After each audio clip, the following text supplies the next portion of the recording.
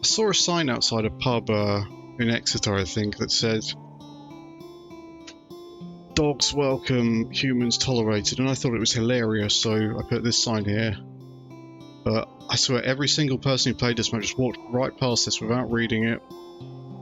And even I walked past it without reading it in the last video, so maybe that's why. Maybe I should have put it over here. I don't know. Very sad. You make these jokes and no one notices them. Anyway, let's go down into the basement.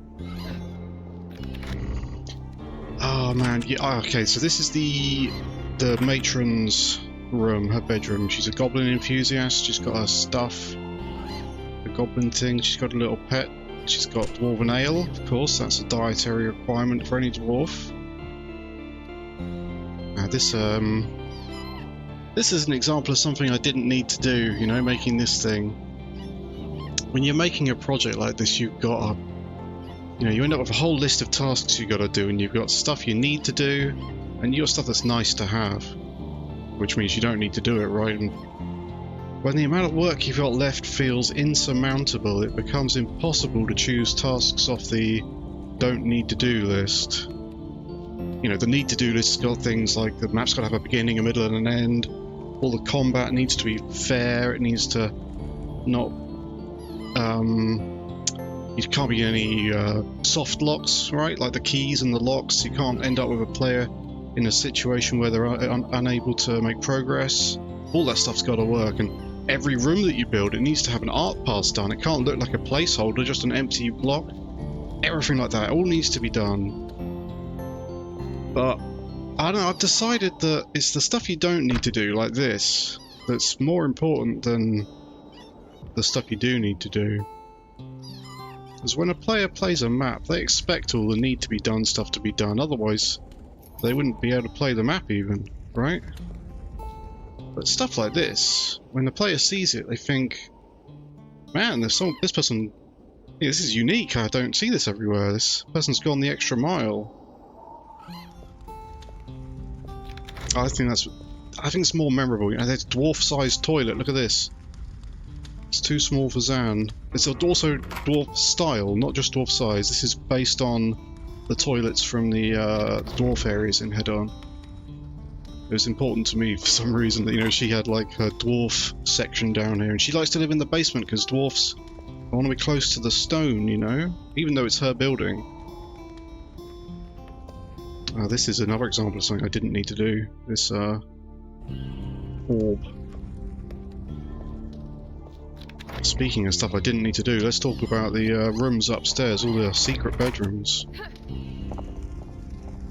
So I'd finished the map, basically. Everything I needed to do had been done, and I'd built this upstairs landing area, but I hadn't made any of these rooms, not even this one. These were all just, you know, doors that couldn't be opened. And I had noticed this little window had quite a nice view, and I thought, oh, this could be an interesting little secret passage. Total coincidence, by the way, that the statue's visible here. It's a really happy accident. It makes for a really interesting little view when you come out this window. And I decided I'll make one secret room. Just one. This one. But I had such a good time making it.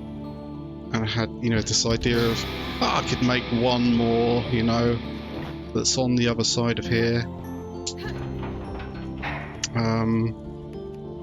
And then I finished that one, and I never committed to doing more than one at a time, and I think that really helped. It meant that it never felt like I had this enormous amount of work cut out for me. It was only a very small amount of work I had to do, you know? For me, personally, it really helped with my productivity. I had a great time making these rooms. I was excited to work on these, and it's pretty much the last thing I did apart from some tweaks after playtesting.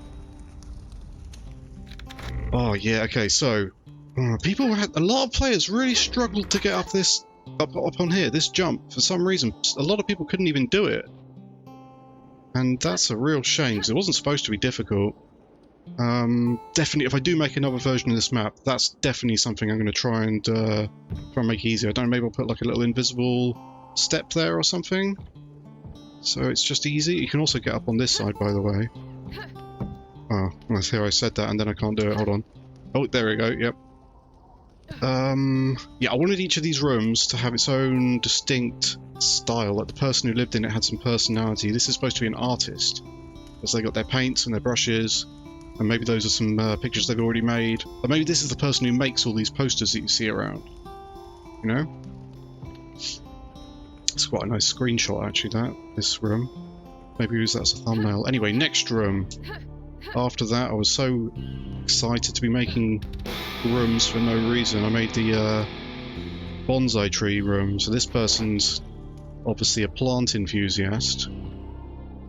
And this tree is just a scaled down tree from Hedon. It's not a special asset or anything like that. And the funny thing about scaling down stuff in the Doom engine is that the graphics get smaller, but the collision box stays the same.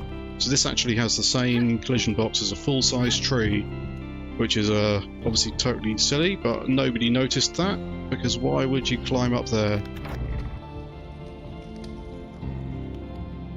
Alright, let's continue around. I had to put an invisible wall over there, by the way, because if you were able to get up onto that ledge, you could walk all the way around. You could walk over the landslide and straight to the end of the level. Which was, you know, that would have been too much of a skip for speedrunners, I think. Look at this little goblin. I think a lot of people said that this was their favourite custom asset from the mod. This little goblin, snug as a bug in a rug. I'm going to steal her goggles. She's made a little nest for herself in the corner here. I imagine like she's got the heater behind her. She's got a little curtain. She's got her little charms. Ah, she's living the life, man. Living the life. Wait, I'm just gonna grab this health potion, don't mind me. Right, so at this point, I decided this was going to be a bunk bed room after I was trying to think how I'd fit all the rooms in here, right? And this one ended up really long and thin, so it was going to be a really weird bedroom. So I made it into a bunk bedroom, which is great, I think. They got their own toilet. You could imagine all the goblins. These beds are probably too small for bear warriors, I guess. I know you'd have to ask Zan, but I imagine the goblins would sleep in here. I wanted the secrets to be more and more difficult to find the further you went around. Like these have got the smashed windows, smashable windows, which by the way is a custom asset that I made. And then there was this one, which I thought was going to be super easy. I was worried it was going to be easy, but a lot of people really struggled to find that great for some reason. Obviously, if this curtain wasn't here, it would have been much easier, but yeah, it is what it is. Now this room, when I asked people what was their favourite bedroom in the tavern, this one comes up the most for some reason. Got the Queen of Wrath doll, pretty cool. That's the only one and only Queen of Wrath doll in the whole map.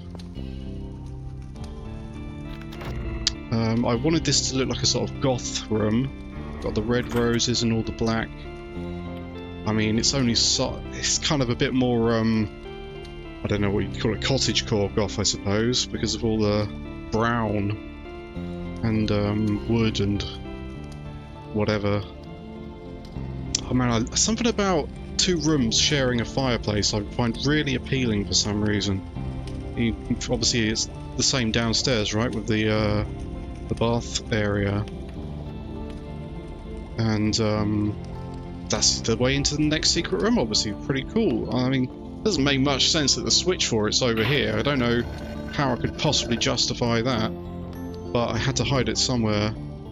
These little coins were to try and entice the player into coming and checking out this little area in the hopes that they'd find the button. Because ultimately I do want people to find secrets, I suppose. You know? Although, well, most people who've played the map, I think, have found most, if not absolutely all of the secrets. Which, yeah, it's cool and all, but I think it makes me feel like maybe I should have made them a bit harder, you know? You want some secrets that not many people find, right? And we have the white room, so this is like a yin and yang of these two rooms, is the idea here. Although I suppose, if I really wanted it to be yin and yang, there should be something black in here, shouldn't there, on the bed maybe, and something white on this bed. The light that is in the dark and the dark that is in the light. Never mind. Ah, it was even harder to make this white than it was to make the upper one black. This, material texture, that's as light as I could make it, and it looks so dirty. But anyway, it's supposed to obviously look kind of bridal in here. We've got like the lily flowers. And finally you get the key. I'm not going to bother going back and using the key, I don't think. I'll leave that for you at home as homework. Yeah, so these rooms, this is all an example of stuff you didn't need to do. But I feel like this kind of stuff is more memorable than the stuff that you do need to do, right? Like all the combat and save points and, you know. Oh, there's this one. I didn't talk about this one, did I? Okay, this is a custom sprite, by the way, because there was no stand with Earth Mother clothes on it. Anyone feel free to use that in your custom maps. I might have to show this on YouTube. I'm a bit else. Right. This secret in here. Okay. Originally, when I first made this secret, this was a secret passage into the mines. And I really like the idea of there being a secret passage into the mines, even now. But, there's a number of reasons why I couldn't make it work, make it make sense. I'll talk about the first of those right now. So the mine. Let's talk about the mine. That's where we're going next anyway. Everything about this tells you that you shouldn't go through here, right? It's been boarded up. There's this warning sign here. Everyone in the tavern says, don't go in the mines. You mustn't go in the mines no matter what. Even the Minotaur tells you that. And so the player obviously thinks, well, we're going in the mines then, aren't we? But I wanted the player to at least know that they were deliberately crossing this threshold, that they were breaking a taboo and breaking the boards and going against what everyone else said. And if you just accidentally go in through a secret passage, then you've got no idea. Like you just stumbled in and you're in the mine, but you might not even have seen, you know, this tasteful portrait of Bamber and Sprott. Oh dear, very sad. Are we ready to go in now? We might be ready to go in. Just a second, hold on.